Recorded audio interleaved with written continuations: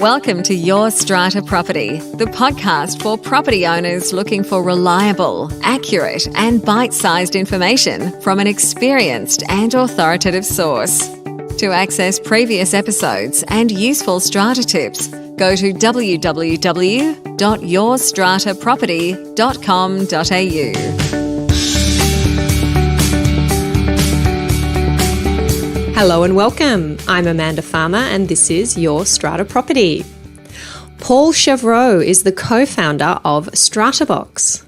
Paul completed a Bachelor of Business in Spain and France before resettling to Australia in 2002.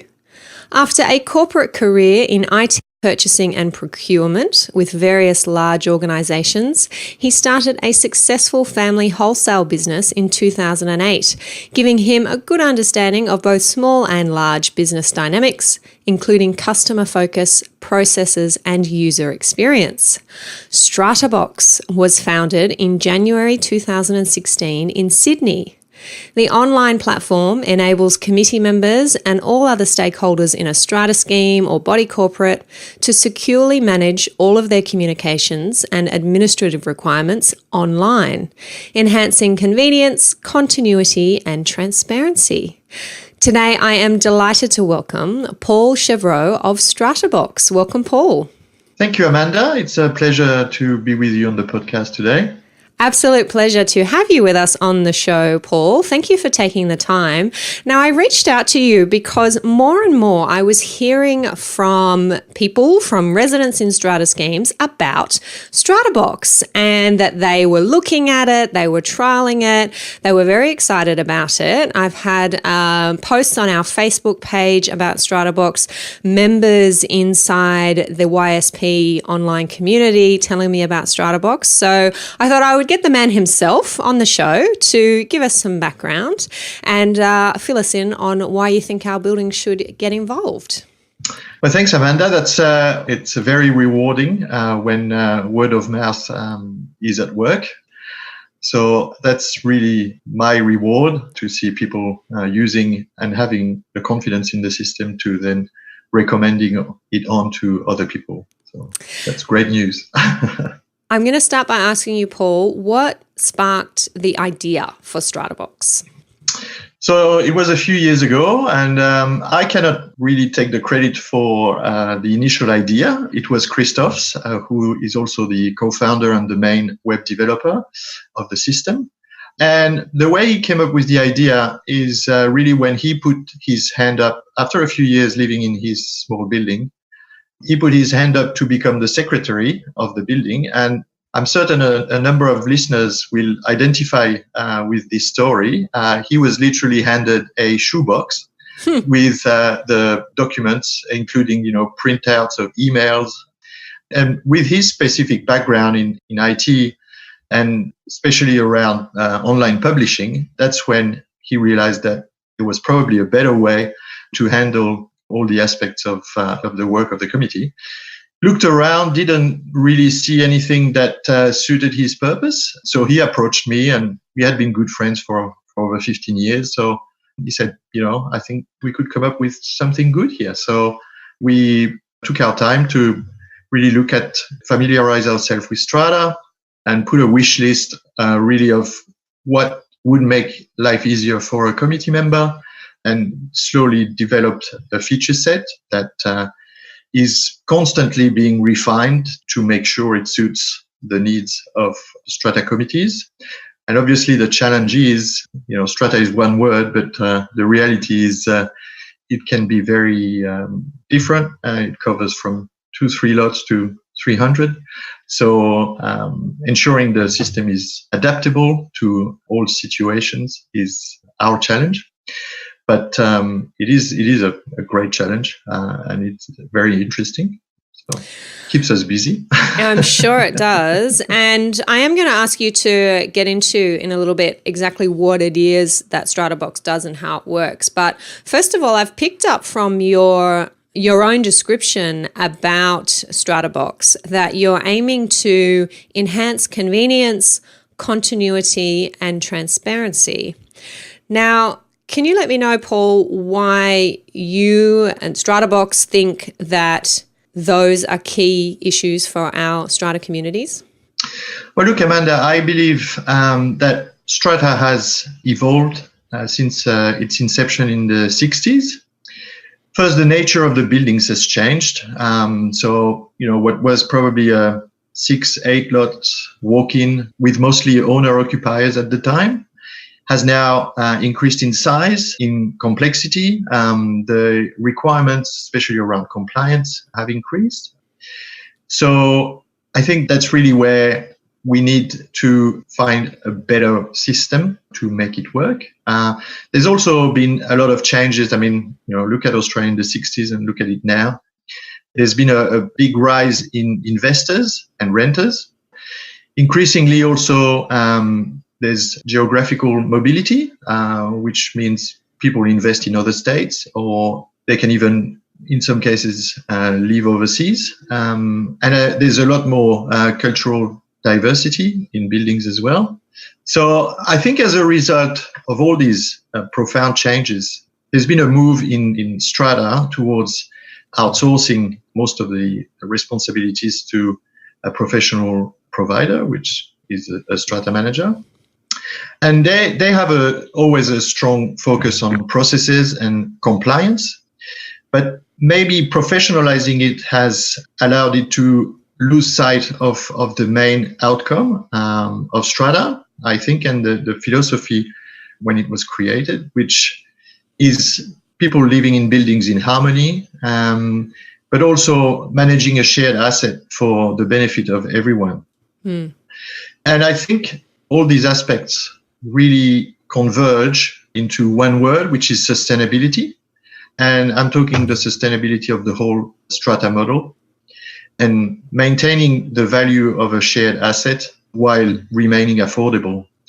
So I think, you can always hire a specialist for most areas, but then the costs go up. So for the system to remain affordable and sustainable, I think the committee needs to be active and take its share of the workload and of the responsibilities. I'm going to ask you, Paul, to share with us a story, if you can, about a building that you've been working with that's successfully using Stratabox. And in the process, perhaps share with our listeners exactly what it is that Stratabox does, perhaps from the implementation stage and then through to the use of the software, what it is that they should expect from Stratabox. Sure. So, Amanda, with over 100 buildings signed up so far to the system, we have many success stories.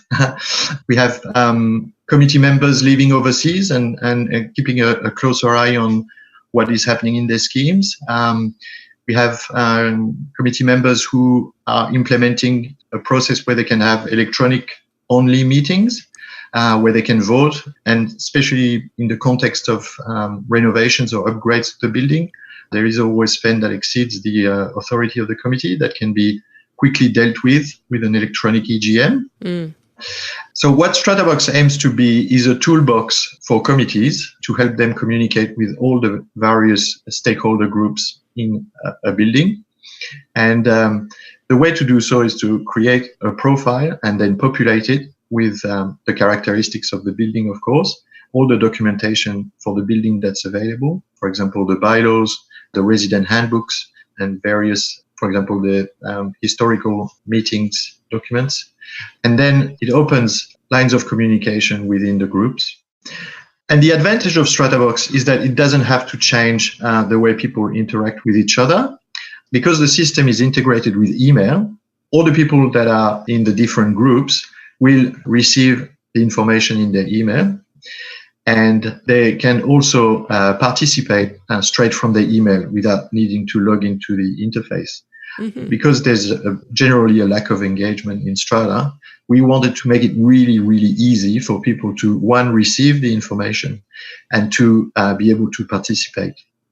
And also, the system allows to customize the way you and the frequency you receive the information at. So you can receive the information immediately, or daily digest, or weekly digest even, and you can do that for each specific group. So if you're really interested in the residential aspects, you get the information straight away, but everything that's owner related, for example, once a week is enough for you. I want to just dig deeper there, Paul, before we go on, about those different groups. You've mentioned there a couple of times different groups, and my understanding is that you're talking about tenants, so residents simply, and then owners who have a different or a higher level, perhaps, interest in the property than tenants do, because they're interested in the money side of things, the meetings, the levies, the repair and maintenance, perhaps to a deeper level than tenants are. So what you're saying is that Stratabox can filter the communications depending on your particular preference, and your preference depending on whether you're a tenant or an owner, or I suppose a strata manager. Yes, so the communication is segregated between the various groups. And we don't really like the idea of tenants. That's where we use residents, because residents have, whether they own or not, they live in the building, which makes them interested in certain things. And the ownership is really in parallel. So we have the owners group, the residents group, and then the committee group. And they can all communicate in a segregated way. Is there a facility there for someone to moderate or monitor those communications? We haven't put that in the system deliberately. There is a warning when you join that all our communications are archived and they cannot be deleted. And I think that's enough to deter any issues with.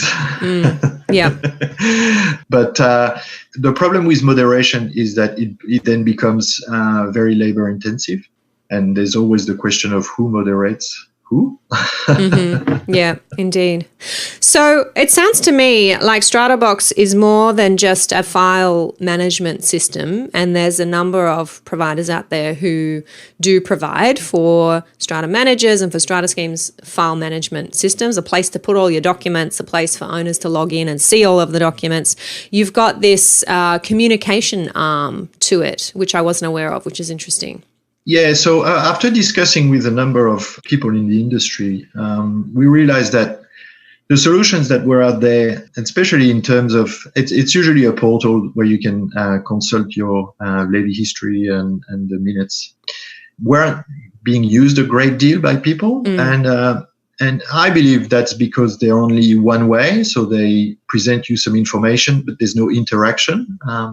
So that's why we decided to develop a tool that is interactive and also that covers more aspects with more functionalities.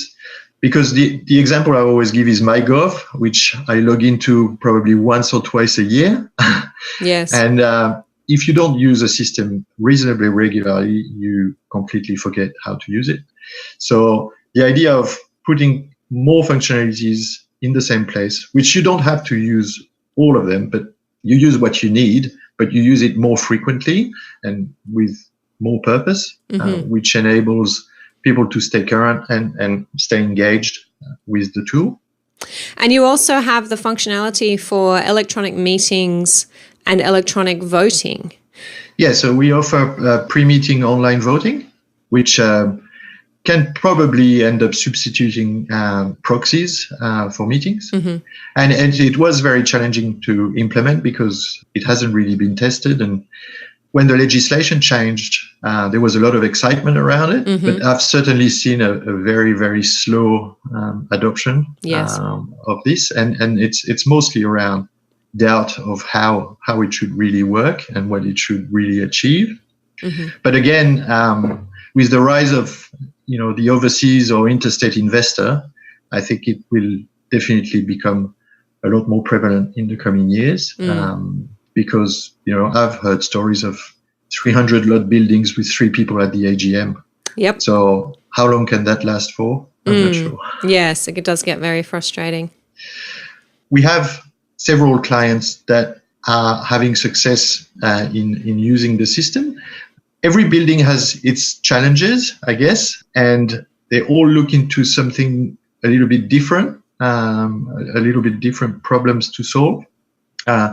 What I see as a successful building is a building where I can see communication really starting to increase and people engaging with each other around things that could have happened yesterday but could have been latent for a long time. So to me, when I see, several communications daily in buildings, I know that they're on the right track to talk about things and make progress.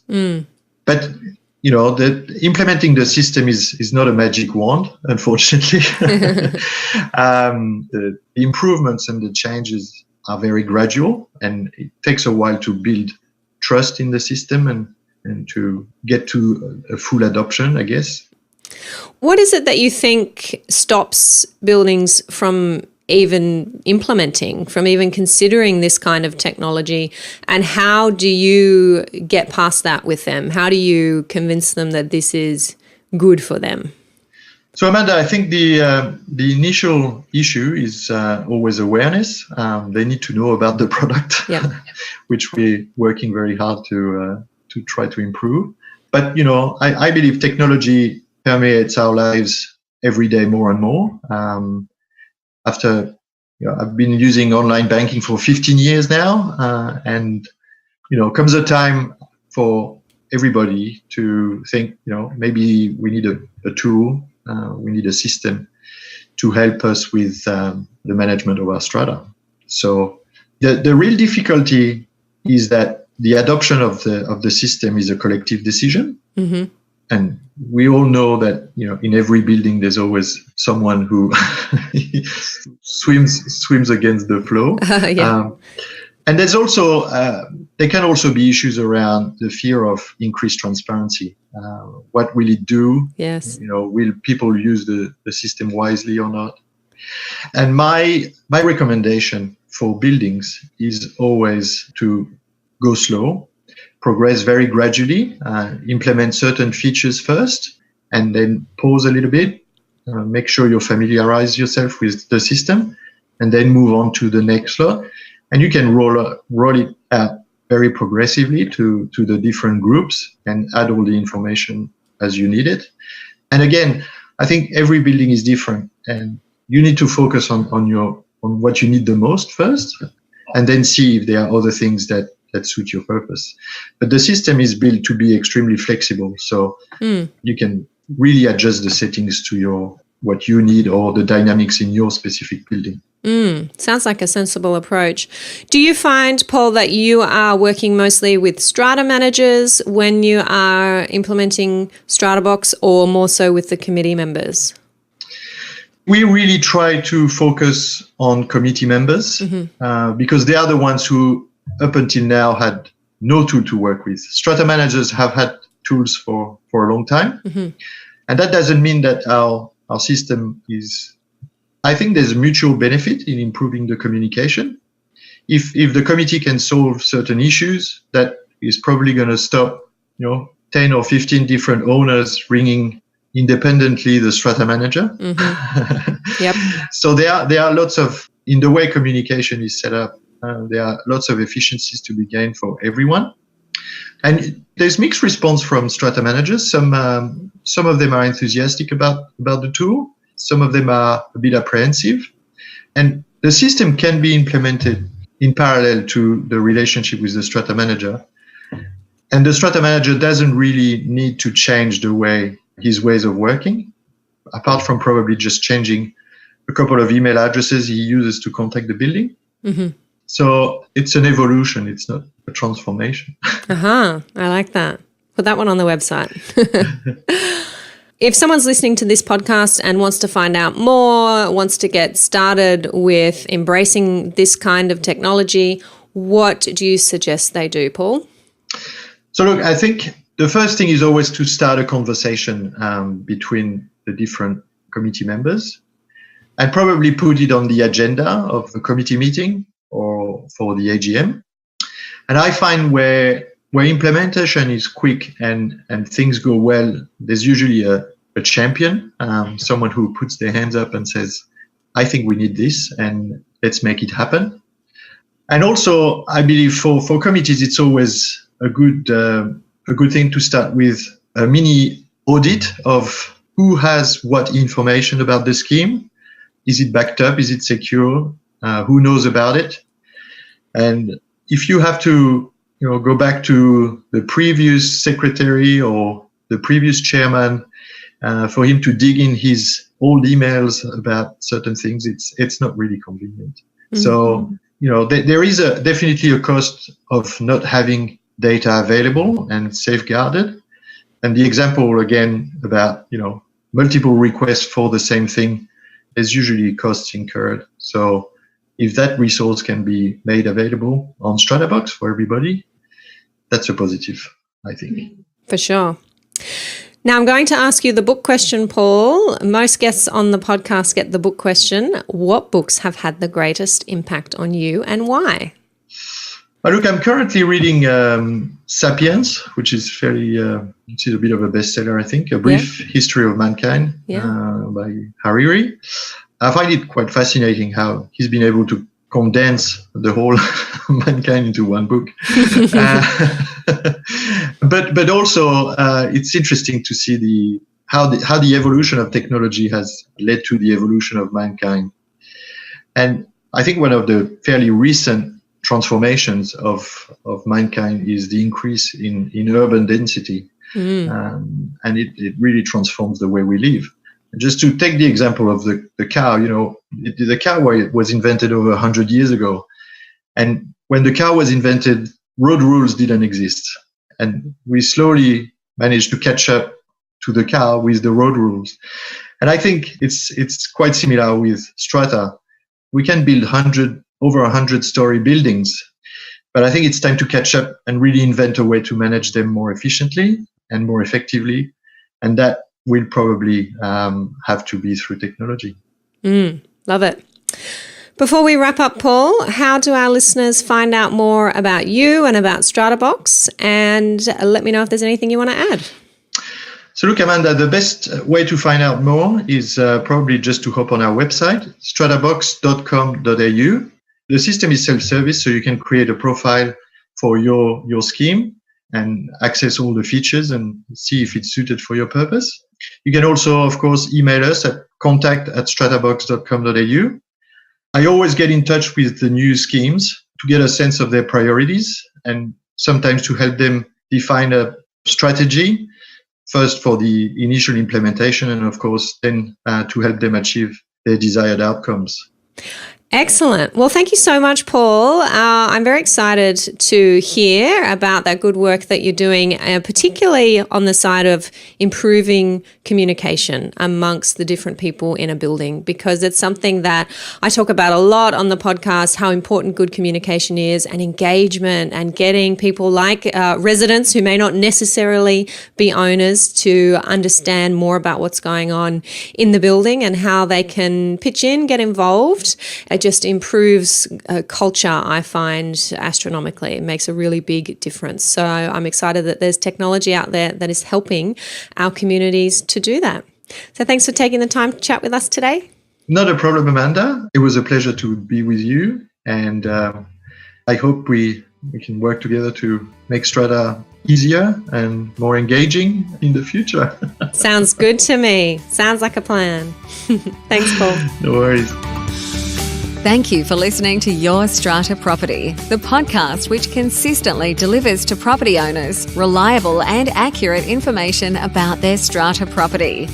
You can access all the information below this episode via the show notes at www.yourstrataproperty.com.au. You can also ask questions in the comments section, which Amanda will answer in her upcoming episodes. How can Amanda help you today?